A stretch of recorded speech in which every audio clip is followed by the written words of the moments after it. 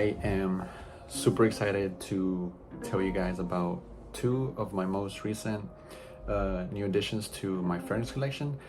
I have finally given them some wear, so now I'm able to tell you guys a little more about them and my experiences and how they performed off of my skin. So we're gonna jump right into it. The first fragrance that we are going to talk about is 1 Million Royal.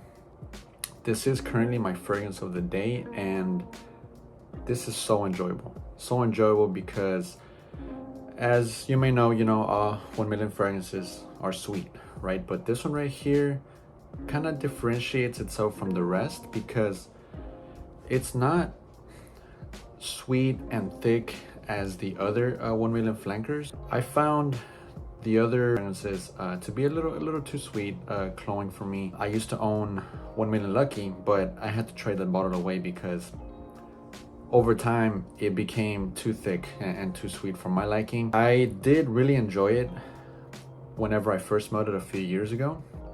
I was just in love with the scent, but again, your taste changes, your nose smells things differently over time, and you kind of dislike what you used to like. And so with that being said, 1 Million Royal here is very warm and spicy, right?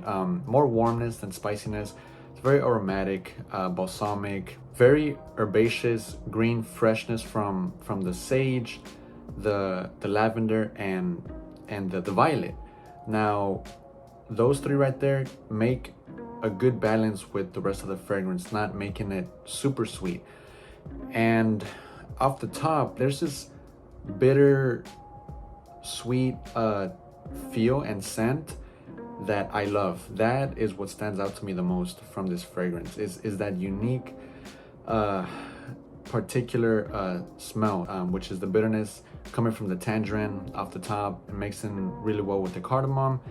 That to me is such a great combination, and honestly I've never smelled anything like this prior, and I think that's what makes this stand out and unique from the rest. At the base you get some benzoin, some cedar, and some patchouli. Now patchouli is a fragrance note that I have come to just adore and love, right? I think patchouli makes a fragrance, it gives a fragrance that depth and that extra hump that it needs. And the benzoin comes across as more vanilla-like and more ambery.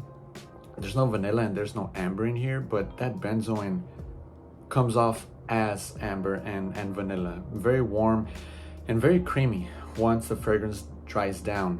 It's very smooth. It's such an enjoyable experience to smell it in the air, and that's where I find it the most addicting, right? I did receive 2 compliments today while I was at work. I'm just getting home currently, not too long ago. Definitely a great first experience wearing this. Full wearing, it's still going strong. I did spray on my skin and on my clothes, and it is performing pretty well. Currently getting whiffs as I'm sitting here, and while I was at work, I was outside getting the breeze and it was just hitting my face. This thing performs pretty darn good.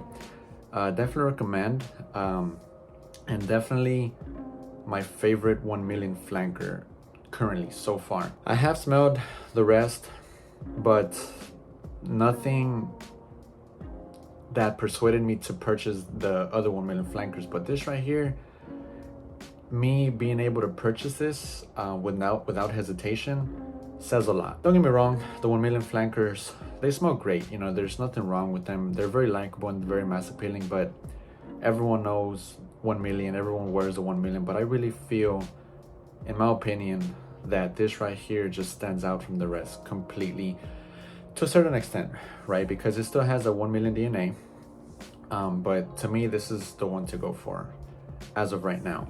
But yes, very balsamic, very creamy, warm, ambery, with that spiciness coming from the cardamom, with that bitterness from the tangerine, as I mentioned already. This is some great stuff, and I will definitely be giving it some more wear now that the cooler weather finally kicked in. Try this out, guys. Now, the next fragrance that we're going to jump into is the one and only Pure Mault by Thierry Mugler. When I got my hands on this, I was stoked because, as some of you may know, this right here is a discontinued gem. This is a masterpiece of a fragrance. When I first started my fragrance journey, I would hear about this fragrance everywhere. And I would look online to try to see if it's still available, but you know, you can only find this on eBay or on Amazon for quite a huge amount of money, right? I traded one of my fragrances for this and I couldn't be any more happier, honestly. Fruity, woody, whiskey, very earthy, very masculine, right? What I like most about this is that it's all just well blended. There's not too much of anything, at least to my nose. It's a bit ambery as well, as you can expect, you know, judging from the color of the fragrance. A lot of fruity notes in here off the top, with slightly slight freshness with the bergamot, and it's all tamed down, right? The fruitiness is not in your face. It's tamed down just right. Soon after you spray this, you definitely get that booziness. It's almost right there right away, right after you spray it. That malt, that whiskey, it's boozy, but it's smooth, because I believe that the cedar, coffee, and the patchouli smoothens out the booziness in here, and it's all well incorporated into the fragrance, and I love that. But probably my most favorite thing about this fragrance is the peat note, P-E-A-T, peat. And it's this earthy note. It's like it gives it this dryness to the fragrance, and to me, I've always been a fan of a dry powderiness to a fragrance, and this right here has just that, more dry than powdery, and I love that. I find that the most enjoyable. There's also vanilla, amber, and musk. The musk making it very masculine, right? And as you can expect from an amber and vanilla base notes, you know, it's very warm right when it's starting to dry down, once the fragrance is entering that 7 to 8 hour stage. But that peat, to me, is a special character. It's surprisingly not a big performer, maybe because I didn't spray as much. I did light sprays.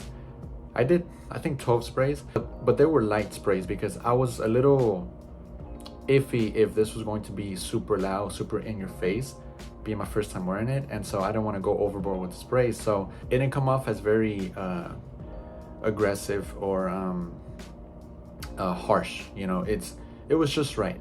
So I think that you can overspray this a little bit if you want, being an eau de toilette. The performance was good when I wore this a couple days ago, but definitely next time I will be giving it a couple more sprays, because I want to have it almost in my face, just because I love that. I'm a huge oversprayer. This is a great fragrance. Definitely gonna give it some more wear with the next coming days, and I couldn't be any more excited. Definitely try this out, guys, for sure. Something to get your hands on. If you haven't tried it yet, please do. I definitely recommend this, and it's definitely up there in my current favorites. Million Royal Pure Mault.